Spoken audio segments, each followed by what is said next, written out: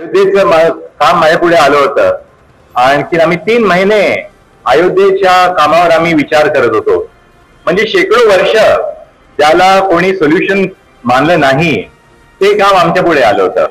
आणि त्यावेळेला एक असं झालं ते काम चालूच असताना की ह्याच्यात मार्ग कसा शोधायचा आम्हाला कोणालाही माहिती नव्हतं. ह्याच्यात मार्ग कसा शोधता येईल.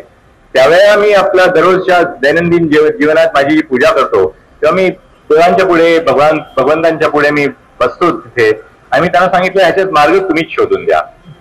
आणि आपला जर का विश्वास असेल, आपली आस्था असेल तर मार्ग आपल्याला नेहमी देव शोधून देतो.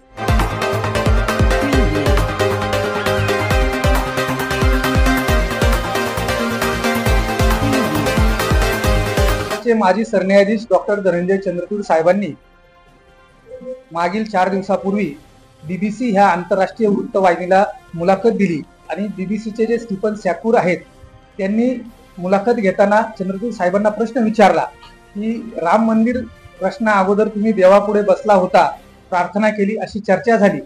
तर याबाबत सदर प्रश्नाला उत्तर देताना चंद्रचूड साहेबांनी स्पष्ट नकार दिला आणि हे सोशल मीडियातून आलं आणि तुम्ही बोलताय असं ते स्पष्टपणे बोलले.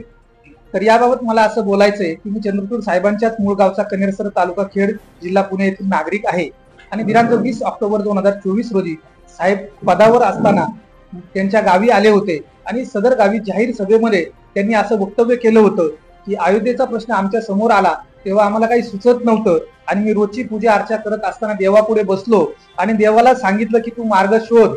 आणि हे ते स्पष्टपणे बोलले होते. आणि त्यावेळेच्या आमच्या भागातील वर्तमानपत्रामध्ये मग पुढारी असेल, प्रभात असेल, सकाळ असेल, सर्व वर्तमानपत्रामध्ये ती हेडलाईनच आली होती की अयोध्या लुकारापूर्वी देवापुढे बसतो चंद्रचूड साहेब.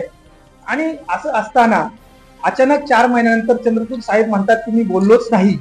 आणि मग मला या माध्यमातून सांगायचंय की माझ्याकडे चंद्रचूड साहेबांच्या भाषणाचा व्हिडिओ आहे आणि तो व्हिडिओ पाहून चंद्रचूड साहेबांनी सांगावं की हा व्हिडिओ माझा नाही आणि ती मी बोललोच नाही. आणि किंवा तो जर व्हिडिओ त्यांनी मान्य केला की तो माझाच आहे तर त्यांनी देशाला सांगावं की मी अयोध्ये निकालापूर्वी देवापुढे बसलो होतो, हे सत्य आहे.